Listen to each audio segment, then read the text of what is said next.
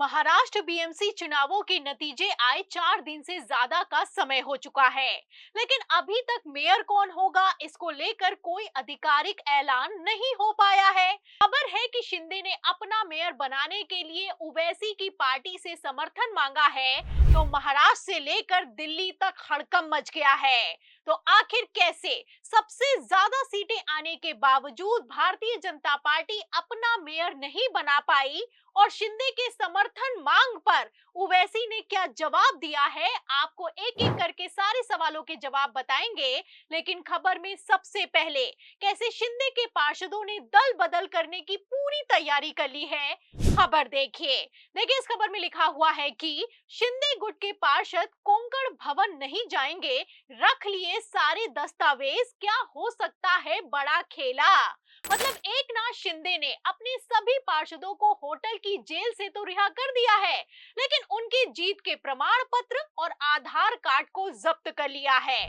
फिलहाल इसी को लेकर बवाल खड़ा हो गया है, क्योंकि एक तरफ तो शिंदे ने अपने पार्षदों को खुला छोड़ दिया है, तो वहीं दूसरी तरफ ग्रुप फॉर्मेशन की मीटिंग जिसको शिंदे जल्द से जल्द करवाना चाहते थे, उसको अचानक से कैंसिल कर दिया गया है। आज सत्ता की आंखों में आंखें डालकर पत्रकारिता करना मुश्किल हो गया है।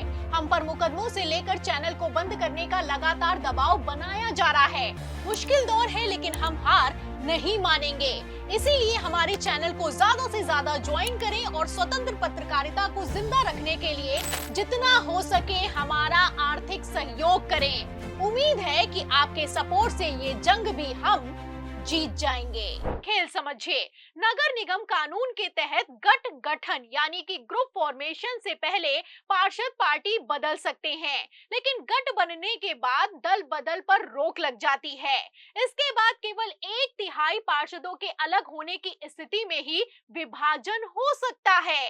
इसी वजह से शिंदे गुट गठ गठन को जल्द से जल्द पूरा करवाना चाहते थे। मतलब पहले तो एकनाथ शिंदे अपने पार्षदों पर ग्रुप फॉर्मेशन के लिए दबाव बना रहे थे, लेकिन अब ग्रुप फॉर्मेशन की मीटिंग को ही टाल दिया गया है। पार्टी नेताओं से मिली जानकारी के मुताबिक गुट गठन यानी ग्रुप फॉर्मेशन के लिए नवी मुंबई के बेलापुर जाने का जो कार्यक्रम था, उसे फिलहाल अचानक से कैंसिल कर दिया गया है। इससे इतना तो साफ है कि पार्टी अंदर खाने अपनी राजनीति पर दोबारा मंथन कर रही है। फिलहाल क्या मंथन कर रही है, इसको लेकर जो खबर सामने आई है उसने महाराष्ट्र से लेकर दिल्ली तक तहलका मचा दिया है। खबर है कि मालेगांव में बहुमत बनाने के लिए एकनाथ शिंदे ने एआईएमआईएम से समर्थन मांगा है।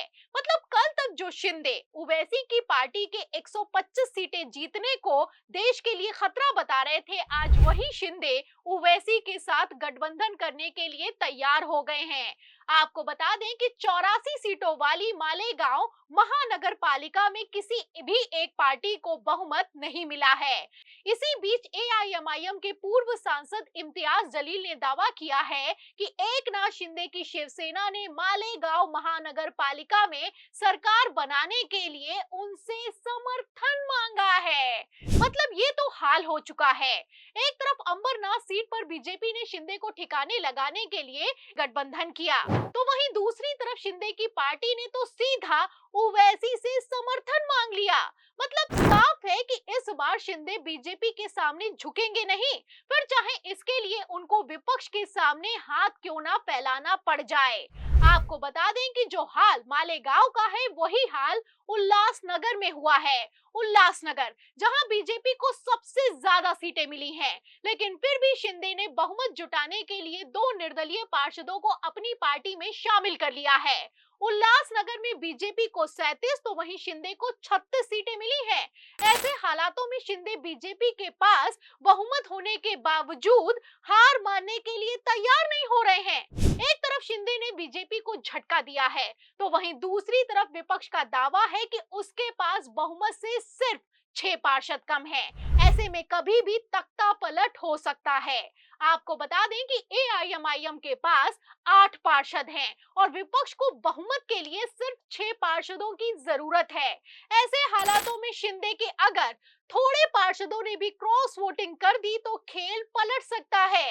इसीलिए शिंदे किसी तरह का कोई रिस्क लेना नहीं चाहते हैं और सबकी नजरें दिल्ली में होने वाली हाई लेवल मीटिंग पर टिकी हैं। माना जा रहा है कि इस बैठक के बाद शिवसेना की आगे की राजनीति की दिशा और दशा और रणनीति साफ हो सकती है।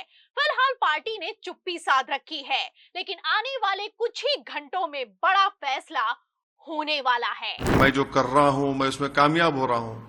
और ये लोग ऐसे मिजाज के लोग हैं जो ये देख रहे हैं कि अंग्रेजी का शब्द है कि इनको लग रहा है कि पॉलिटिकल इक्विलिब्रियम पूरा डिस्टर्ब हो गया एमआईएम और ओवैसी से। हम पॉलिटिकल इक्विलिब्रियम को डिस्टर्ब करेंगे।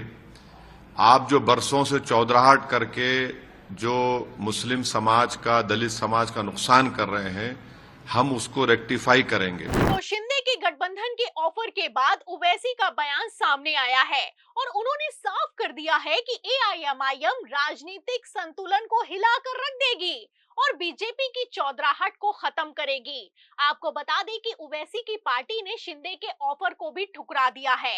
एआईएमआईएम पूर्व सांसद इम्तियाज जलील ने कहा है कि 3-4 महानगर पालिकाओं में हमारी पार्टी निर्णायक भूमिका में है। हम उनके साथ कभी नहीं जाएंगे जो बीजेपी के साथ हैं। तो फिलहाल बीएमसी मेयर पद को लेकर जैसे खींचतान मची है, ऐसे हालातों में होने को तो कुछ भी हो सकता है। एक तरफ शिवसेना यूबीटी ने दावा किया है कि शिंदे के पार्षद नहीं चाहते हैं कि बीजेपी का मेयर बने, तो वहीं दूसरी तरफ शिंदे ने क्रॉस वोटिंग से बचने के लिए एआईएमआईएम के सामने हाथ फैलाए हैं। फिलहाल एआईएमआईएम ने तो कह दिया है कि इज्जत और हिस्सेदारी मिलेगी तो बीएमसी में उद्धव कांग्रेस का साथ देंगे। ऐसे हालातों में आपको बता दें कि बहुमत का जादुई आंकड़ा 114 सीटों का होता है और बीजेपी को 79, तो वहीं शिंदे की 29 सीटें मिलाकर महायुति के पास 118 सीटें हैं। मतलब अंतर सिर्फ 4 सीटों का है। ऐसे में 2-4 पार्षदों की क्रॉस वोटिंग और 2-4 पार्षदों का पाला बदलना बीजेपी के सारे समीकरणों को धराशाही कर सकता है। खबरें तो हैं कि एकनाथ शिंदे अपने पार्षदों के सामने गिड़गिड़ा रहे हैं, लेकिन क्या इस बार गिड़गिड़ाने से काम चलेगा? और क्या शिंदे को मुख्यमंत्री की तरह मेयर पद नहीं मिला तो उनकी पार्टी टूट जाएगी? इन सभी सवालों के जवाब में पूरी रिपोर्ट पर आपको क्या लगता है? महाराष्ट्र बीएमसी में आखिर इस बार किसका मेयर बनने वाला है? जो भी आप सोचते हैं हमें कमेंट बॉक्स में जरूर लिखें। वीडियो को ज्यादा से ज्यादा शेयर करें, हमारे चैनल को लाइक करें, सब्सक्राइब करें, ज्वाइन करें। फिर मिलते हैं अगली खबर के साथ, तब तक के लिए धन्यवाद।